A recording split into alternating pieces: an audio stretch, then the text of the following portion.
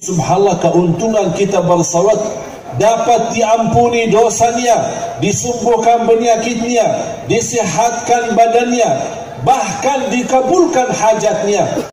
Assalamualaikum warahmatullahi wabarakatuh. Allahumma sholli ala Sayyidina Muhammad wa ala ali Sayyidina Muhammad. Pada kesempatan kali ini, marilah kita dengarkan bersama ceramah dari guru kita, Syekh Ali Jaber, tentang amalan dahsyat untuk menghilangkan kesusahan dan pengabul segala hajat. Untuk lebih jelasnya, mari kita simak bersama tayangan berikut ini. Kita dalam kehidupan kita, Bapak Ibu, sangat membutuhkan rahmat Allah. Menurusi rumah tangga membutuhkan rahmat dari Allah. Menurusi dan mencari nafkah dan rezeki membutuhkan rahmat dari Allah. Aktivitas kehidupan kita sehari-hari membutuhkan rahmat dari Allah. Bahkan kita menunggu saat kematian kita dan dipanggil oleh Allah, kita saat itu sangat membutuhkan rahmat dari Allah. Bagaimana kehidupan kita selalu disertai rahmat dari Allah? Dijamin. Sebagaimana Rasul sendiri bersabda di hadis yang sahih yang diriwayatkan Imam Muslim, "Man shalla alayya wahidah, sallallahu alaihi biha ashra." Barang siapa yang salawat kepadaku satu kali, dia dapat 10 kali rahmat dari Allah Subhanahu wa ta'ala. Bagaimana kalau 10 kali, puluhan kali, ratusan kali? Ada yang Masya Allah, saya kenal seorang setiap malam tidak kurang dari 3.000 kali bersalawat kepada Nabi Muhammad SAW. Saya melihat intinya sebenarnya banyak atau sedikit bersalawat itu tidak menjadi masalah. Tapi perasaan kita apa ketika kita bersalawat? Apakah kita saat kita bersalawat, kita meyakinkan ada rahmat yang selalu diberikan oleh Allah Subhanahu wa ta'ala? Apakah kita yakini ketika kita bersalawat kepada Nabi Muhammad sallallahu alaihi wasallam akan mendapatkan syafaatnya beliau? Apakah kita tahu dengan kita berbanyak salawat kepada Nabi Muhammad sallallahu alaihi wasallam kita mendapat di hari kiamat posisi duduk sangat dekat sama Rasulullah? Aqrabukum minni majlisan yawmal qiyamah aktsarukum alayya salatan. Yang paling dekat kepadaku hari kiamat, yang paling banyak salawatnya. Jadi subhanallah, keuntungan kita bersalawat, dunia akhirat kita dapat 10 rahmat di dunia, dapat diampuni dosanya, disembuhkan penyakitnya, disihatkan badannya, bahkan dikabulkan hajatnya. Kalau kita meyakinkan salawat kepada Nabi Muhammad termasuk salah satu ibadah yang Allah menjanjikan melalui Nabi Muhammad sallallahu alaihi wasallam, tukfa hammuk wa yughfaru dhanbuk. Sebagaimana hadis Ubay bin Ka'ab radhiyallahu anhu, ketika Rasulullah SAW mengajarkan dia untuk bersalawat, ujung-ujung hadis itu Rasul berkata, yukfa hammuk, akan Allah mengangkat segala kesusahan dan kesulitan. Saya tidak pernah kenal seorang yang susah tapi dia bersalawat tapi susahnya masih ada. Allahumma salli wa sallim wa barik alaihi. Segala musibah mulai besar, semakin lama jadi kecil. Tapi ketika kita beramal saleh, awal-awalnya mulai kecil, mulai sederhana, tapi semakin lama menjadi besar di sisi Allah Subhanahu wa ta'ala.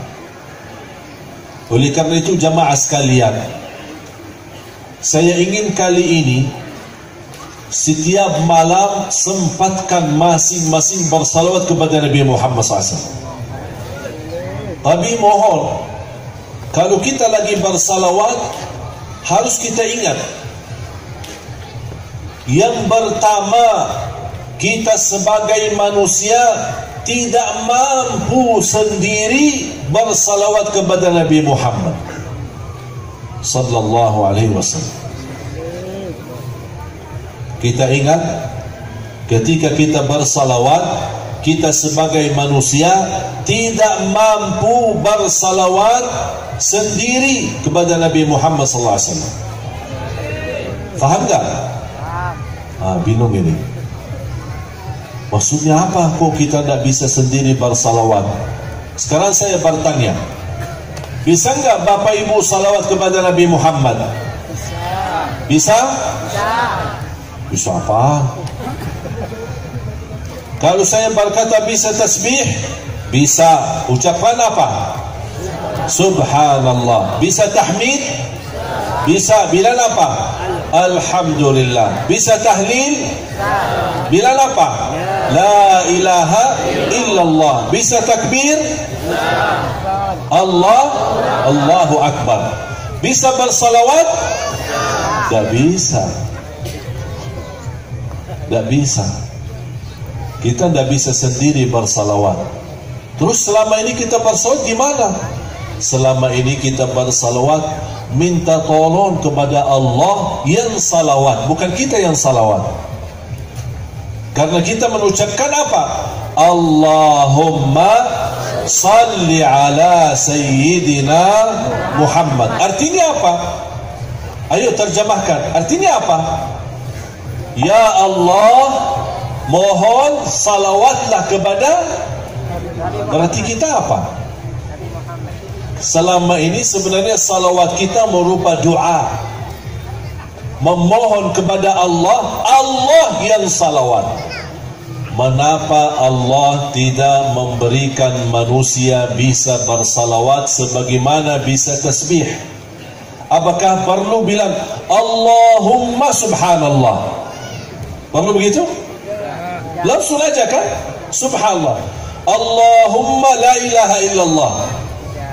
Allahumma Allahu Akbar. Tak perlu kan? Langsung subhanallah walhamdulillah wa la ilaha illallah wallahu akbar wa la hawla wa la quwata illa billah. Bahkan istighfar tak perlu berkata Allahumma ya Allah istighfar. Langsung astaghfirullah. Tapi kalau bersalawat harus kembali kepada Allah. Allahumma artinya ya Allah, salawatlah kepada Nabi Muhammad sallallahu alaihi wasallam. Mengapa Allah tidak mengizinkan kita bersalawat langsung?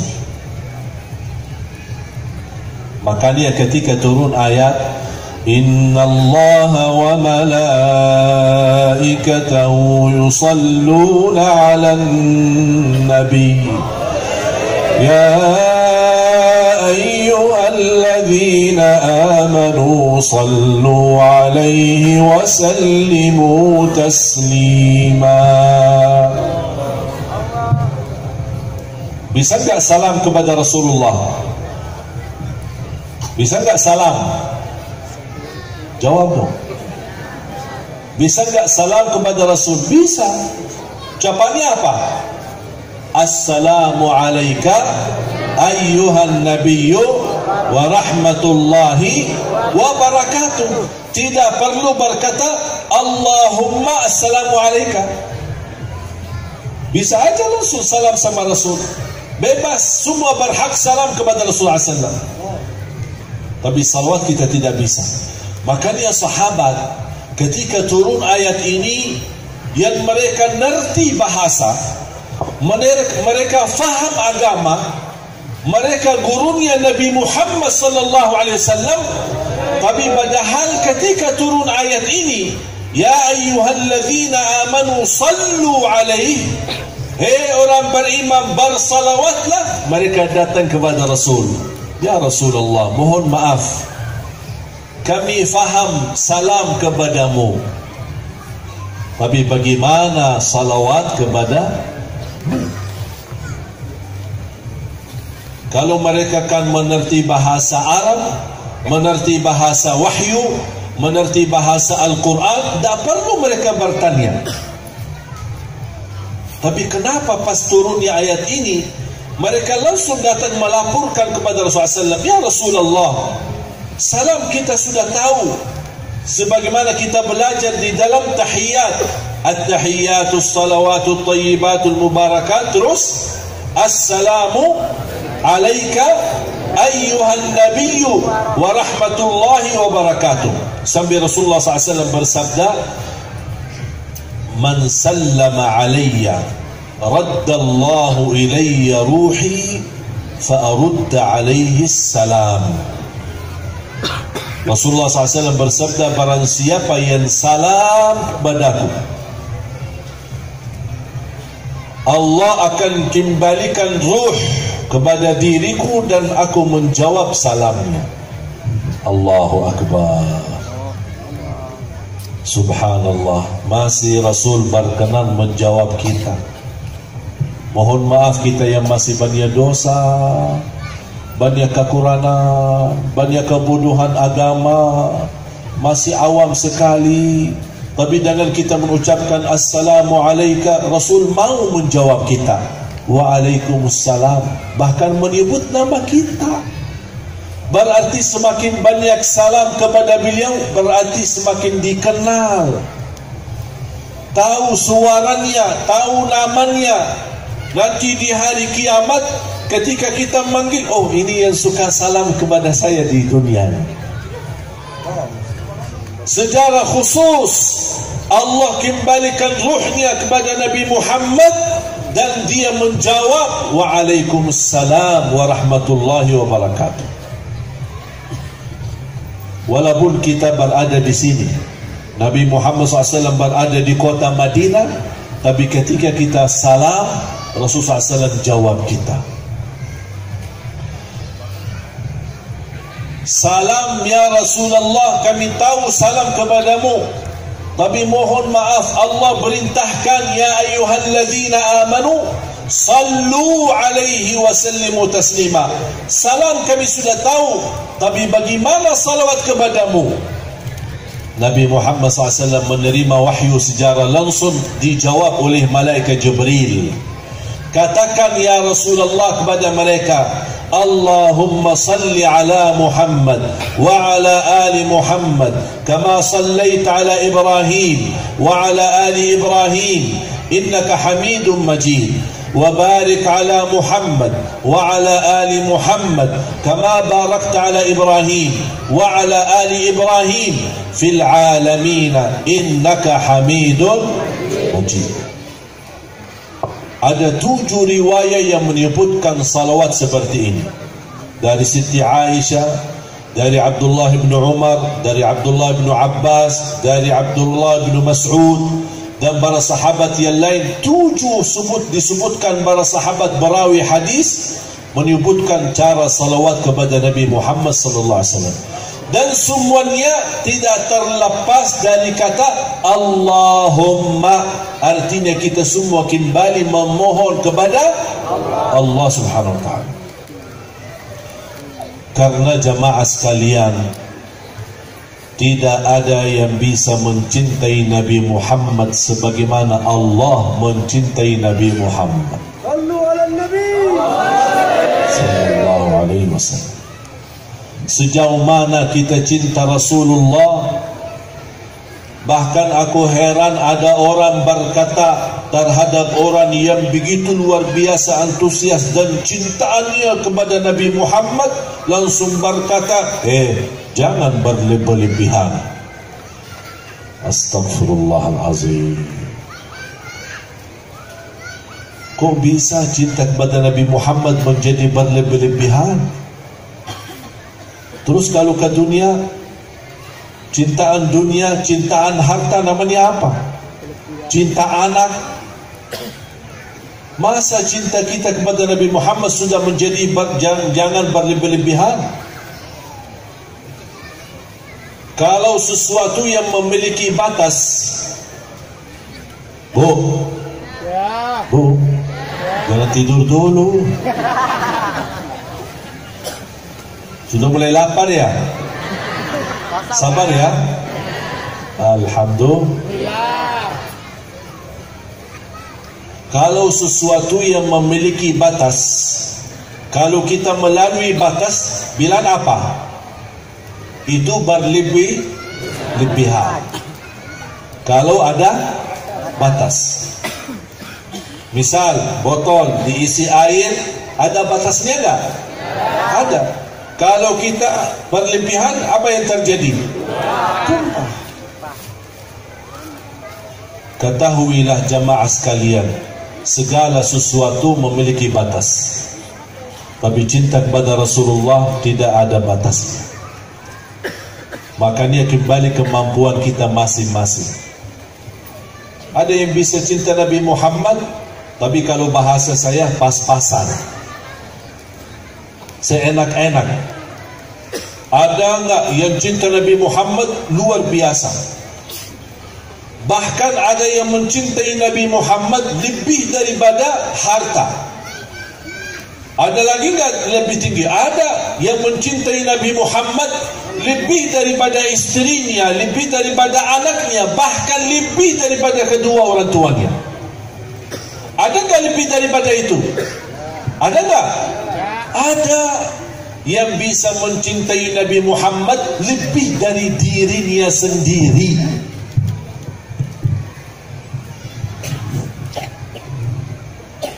Makanya kalau di dunia, cintaan dunia, boleh wajar kalau kita cinta harta, cinta makan yang enak, cinta menonton acara, cinta guru, cinta majlis.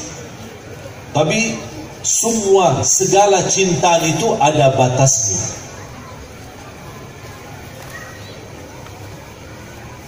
Tapi subhanallah, kemampuan cinta kepada Rasul itu kembali kepada kemampuan kita masing-masing. Makanya ada batas. Saking cinta kita kepada Rasul, saya kenal ada guru saya yang baru meninggal dunia, menjaga makam Rasulullah SAW, Syekh Maulana Said Adam rahimahullah. Alhamdulillah sudah datang 2 kali ke Indonesia. Beliau dari turunan Al-Habasyah. Beliau cerita dari nasab Bilal ibn Rabah radhiyallahu anhu. Tinggi orangnya, berkulit hitam, tapi subhanallah bersinar wajahnya. Dia sejak usia 20 ditugaskan menjadi pelayan khusus makam Nabi Muhammad SAW. Sampai diangkat menjadi ketua, dan dia pemegang kunci Rasul. Kalau ada tetamu, tamu negara atau tamu dari luar yang diizinkan oleh pemerintah Saudi, dia yang membuka kunci dan masuk makam Rasulullah SAW. Beliau sejak 21 tahun sampai usia 93 tahun. Bayangkan berapa tahun? 70-an tahun. Tidak ada tugas selain untuk menjaga dan melayani dan membersihkan makam Rasulullah SAW. Saya pernah bertanya sama beliau, guru, pernah enggak mimpi Rasul? Begitu saya bertanya seperti ini, beliau nangis. Langsung dia berkata, kamu tidak tahu apa arti itu mimpi Rasul. Lezatnya bukan main. Bisa terasa kenikmatannya luar biasa. Dan alhamdulillah, kata beliau, hampir setiap malam Jumat, karena beliau i'tikaf di malam Jumat, sempat kalau kita mau ajak berbicara, dia tidak mau bicara. Mulai habis maghrib hari Kamis sampai azan maghrib hari Jumat. Apalagi kalau di Madinah, Jumat di sana libur. Jumat, Sabtu libur. Beda sama Indonesia, Sabtu Minggu. Jadi beliau tidak beraktivitas mulai habis maghrib, walaupun dia ke Masjid Nabawi, tapi tidak bisa diajak bicara. Paling tidak kalau ada orang salam, assalamualaikum, karena jawab salam itu wajib, dia menjawab waalaikumsalam. Terus apa kesibukannya mulai habis maghrib hari Kamis sampai azan maghrib hari Jumat? Kesibukannya apa? Satu, berbanyak salawat kepada Nabi Muhammad sallallahu alaihi wasallam. Tak ada yang lain. Sangat menjaga hal ini bertahun-tahun, ribuan kali. Bahkan bisa dikatakan sebagaimana disampaikan oleh anaknya dan isterinya, hampir jarang tidur hari Jumat malam, hari Kamis malam Jumat. Hampir jarang tidur. Kalau tertidur mungkin karena kecapean atau sakit atau tidak enak badan. Tapi sepanjang itu selalu dia jaga. Mengapa? Karena dia mengikuti apa kata Rasulullah sallallahu alaihi wasallam bersabda di hadis yang sahih, "Akthiru alayya minas salati yawmal jumu'ati wa laylataha fa inna salatakum tablughuni haitsu kuntum." Berbanyaklah salawat kepadaku di hari Jumaat dan malam Jumaat, karena sesungguhnya salawat kalian di malam Jumaat dan di hari Jumaat akan Allah sampaikan kepadaku. Sallu ala Nabi.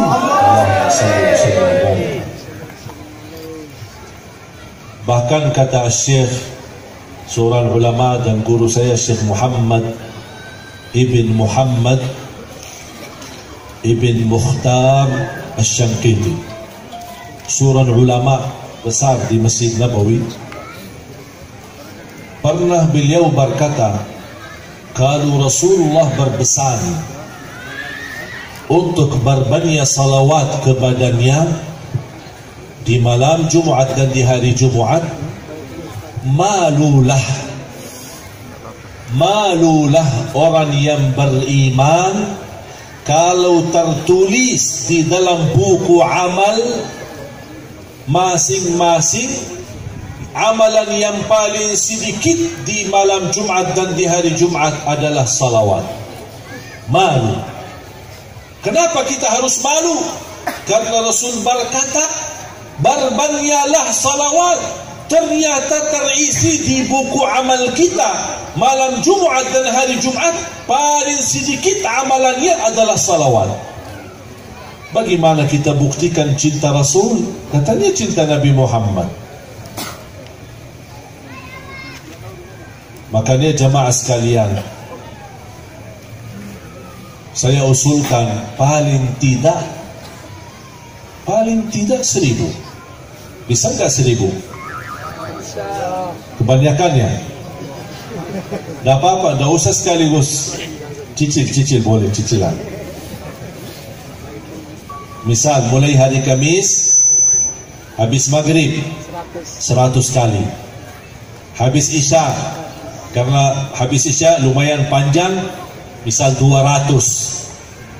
Sebelum mau tidur tambah 100. Jadi berapa? 400. Begitu bangun subuh, kalau sempat tahajud, alhamdulillah, habis tahajud sambil menunggu subuh tambahin 100. Kalau tidak bangun tahajud, tak apa-apa, bangun subuh, habis subuh atau sebelum salat subuh 100 kita bisa laksanakan. Saya menghitungkan kalau antara azan dan iqamat sebelum salat, insya-Allah masih kita bisa sampai 100. Dan salawat kepada Nabi Muhammad SAW sebagaimana kita baca, ada yang ringan di beberapa ratib seperti ratib al-haddad, ratib al-atas kan ada. Allahumma salli wa sallim ala nabiyyina Muhammad, Allahumma salli ala Muhammad, Allahumma salli wa sallim alaihi. Jadi apa yang kita mampu boleh, tidak harus salawat yang panjang sebagaimana kita baca di salat kita tahiyat. Mau yang panjang boleh, mau yang pendek boleh, mau bagi Sayyiduna boleh, tidak bagi Sayyiduna boleh. Mana yang kita bisa lakukan, asal jangan terlewat tapi belum terisi banyak salawat. Bisa? Boleh? Itu bukan hanya malam Jumat. Kalau malam Jumat dan hari Jumat harus banyak bersalawat. 300, 400 sampai 1000, bahkan kalau bisa lebih boleh. Tapi kalau malam-malam biasa seperti malam ini, malam besok dan seterusnya, semampunya.